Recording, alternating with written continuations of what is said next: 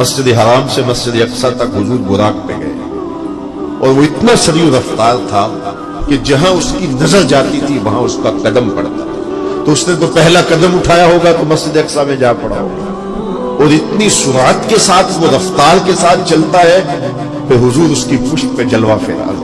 یہ 1000 کلومیٹر فی گھنٹے کی رفتار سے جہاز چلے تو کسی میں ہے ہمت کہ اس کی ننگی پشت پہ بیٹھ جائے؟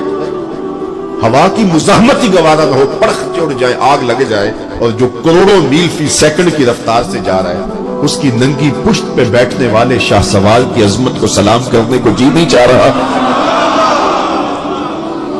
اچھا، پھر اتنی سرعت کے ساتھ جائیں تو راستے میں کوئی دکھائی بھی دے تو سجھائی نہیں دیتا، اچھی طرح پہچان نہیں پاتا بندہ۔ یار تم گزرے تھے، کہا میں تیزی میں تھی، تو تیزی میں جو چیز نظر آئے تو اس کو پوری طرح پہچانا نہیں جاتا۔ لیکن اب اس رفتار سے جا رہے ہیں، لیکن معرفت کا عالم کیا ہے کہ میں حضرت موسیٰ کی قبر کے قریب سے گزرا، میں نے دیکھا وہ قبر میں کھڑے ہو کے نماز پڑھ رہے ہیں، اور حضور ابھی وہاں پہنچتے ہیں مسجد اقصی میں تو حضرت موسیٰ علیہ السلام پہلے وہاں موجود تھے۔ یا تو یہ ماننا پڑے گا کہ یہاں بھی موجود تھے، وہاں بھی موجود تھے، اور یا پھر یہ ماننا پڑے گا کہ وہ پہلے چلے گئے، اور اگر پہلے چلے گئے تو پھر کیا وہ میرے حضور سے پہلے چلے گئے؟ تو جواب آیا کہ نہیں، حضور علیہ السلام تو اپنی رفتار سے جا ہی نہیں رہے تھے، حضور تو جا رہے تھے براق کی رفتار سے، اور حضرت موسیٰ گئے ہیں نبوت کی رفتار سے۔ براق بہت سریع ہوگا لیکن نبوت سے سریع نہیں ہو سکتا، اس لیے حضرت موسیٰ پہلے پہنچ گئے۔ یہ ایک مرحلہ مکمل ہوا۔ اب دوسرا مرحلہ مسجد اقصی سے لے کے پہلے آسمان تک وہ نور کی ایک سیڑھی تھی، اور یہ براق سے بھی زیادہ سریع رفتار تھی، یہ دوسرا مرحلہ۔ اور پھر تیسرا مرحلہ پہلے آسمان سے لے کر کے 7ویں آسمان تک فرشتوں کے پروں پہ گئے، 7ویں آسمان سے سدرہ تک جبریل امین کے پروں پہ گئے۔ یہ چوتھا مرحلہ تھا، اور ہر مرحلہ پہلے مرحلے سے سریع تھا۔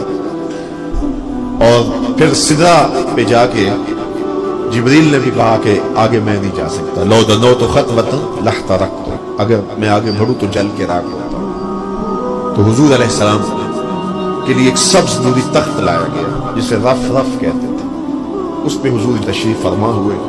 پھر وہ کس صورت سے گیا، ان 4 مراحل سے زیادہ سریع رفتار۔ رف رف کی منتہائی پرواز جب ہوئی تو میں حضرت کی روح سے فیض لے کے کہتا ہوں کہ رف رف کی بھی بس بس ہو گئی۔ اب یہ 5 مراحل اپنی انتہا کو پہنچے۔ اب یہ حضور کی ذاتی رفتار نہیں تھی، ذاتی رفتار اب شروع ہونے لگی۔ اللہ اکبر۔ پھر آواز آئی، ادن منی یا احمد، پیارے روک کیوں گئے ہو، آگے آؤ۔ اللہ اکبر۔ اور حضور پھر اعلیٰ حضرت فرماتے ہیں کہ ڈرتے جھجکتے آگے بڑھے، کیوں؟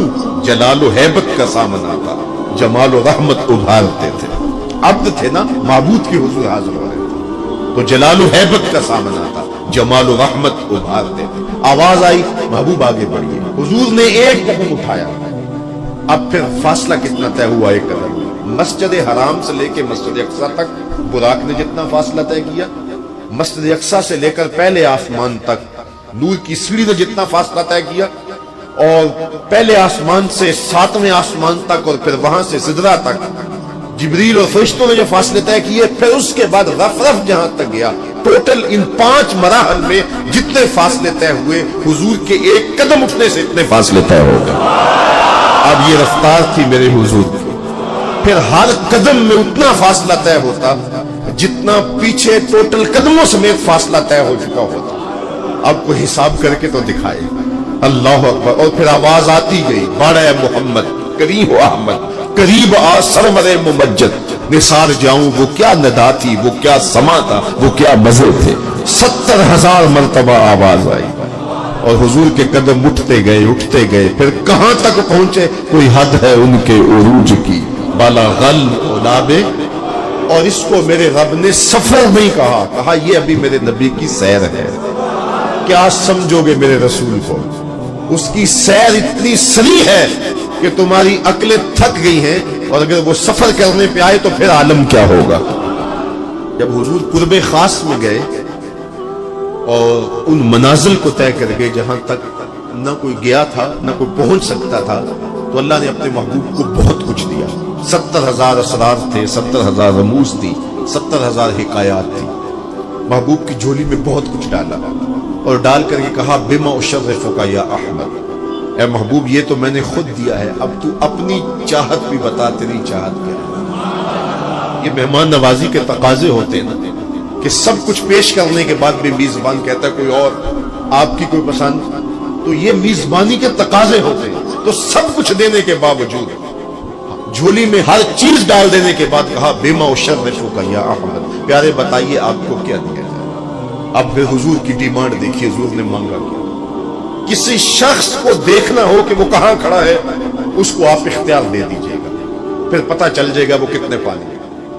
आप मुझसे पूछते हैं कि मांगिए क्या मांगते हो, तो मैं कहूं मुझे पानी दो तो आप समझेंगे प्यासा है, मैं कहूं खाना दो आप समझेंगे भूखा है, मैं कहूंगा मेरे नाम के नारे लगाओ आप कहेंगे शोहरत का मुतलाशी है, मैं कहूंगा उठो और मेरे ऊपर पैसे लौटाओ मैं इतनी अच्छी तकरीर कर रहा हूं, तो आप कहेंगे ये तो बेचारा गुर्बत का मारा हुआ है, इसके अंदर की अभी भूख गई नहीं है।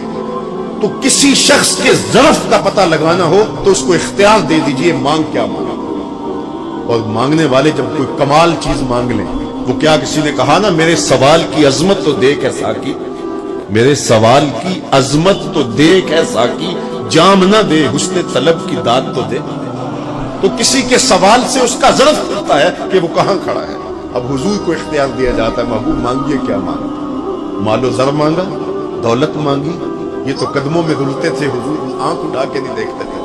तो फिर मांगा कहा बिनिस्बती इलैका बिलउबूदिया, ऐ अल्लाह सारी जिंदगी मैं कहता रहा कि तू मेरा रब है। ये मैंने गारों में भी कहा, ये मैंने पहाड़ों पे भी कहा, ताइफ के बाजारों में भी कहा, मक्के की गलियों में भी कहा, बरसते पत्थरों के साए में भी कहा, मेरे सर अनवर पे ओजरी डाली जाती रही, मैंने सर नहीं उठाया और कहा कि तू मेरा रब है। सारी जिंदगी मैंने कहा कि तू मेरा रब है, आज तू भी तो कह दे कि तू मेरा बंदा है, मुझे अब्द कह के पुकार दे। मुल्ला जीवन अलैहि रहमा फरमाते, इमाम राजी भी लिखते हैं कि ये हुजूर का पसंद फरमूदा है। तो फिर अल्लाह ने जब भी वाक़या मिराज की हिकायत की तो लफ्ज़ अब्द से जो है वो बात की, सुबहान अल्लज़ी अस्रा बिअब्दिही। और वहां भी सूरह नजम के अंदर भी फरमाया फऔहा इला अब्दिही मा औहा, तो ये महबूब की चाहत पर है। और फिर अब्दियत का बंदे की तरफ से जो इजहार होगा उसके लिए फिर 50 नमाजों का तोहफा दे दिया कि मेरे बंदे तू पुकारता रहे और मुझे रब कह के पुकारता रहा, मैं तुझे लब्बैक या अब्दी कह के पुकारता। और वो 50 नमाजें फिर 5 नमाजों की सूरत के अंदर बाकी रही। अल्लाह की बातें बदलती नहीं है, जो एक नेकी करे 10 का सवाब मिलता है, पढ़ोगे 5 सवाब 50 का ही मिलेगा, इसलिए कि उसकी बातें तब्दील नहीं होती। और ये तोहफा है। हजरत मूसा ने तो अर्ज किया था कि एक बार और जाइए, लेकिन मेरे हुजूर ने कहा था मुझे अपने रब से हया आती है। आदत बारी ये थी ना, हर बार 5 नमाजें माफ होती, अब भी जाते तो 5 नमाजें माफ हो जाती, लेकिन कहा कि मुझे अपने रब से हया आती है।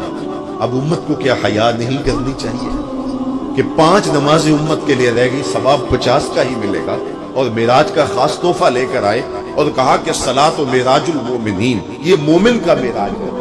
मैं तो सरे अर्श पहुंचा हूं, लेकिन तुम्हारा मेराज क्या है? तुम सजदे में सर झुकाओ, देखना तुम्हारा मालिक तुम्हें कितना कुर्ब देता है।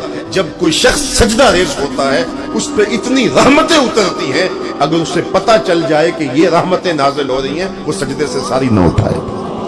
तो उसके हुजूर बंदगी को बजा लाना, यही बंदे की मेराज है। इस्लामिक बयान के लिए हमारे चैनल शाइनिंग कश्मीर ऑफिशियल को सब्सक्राइब करें।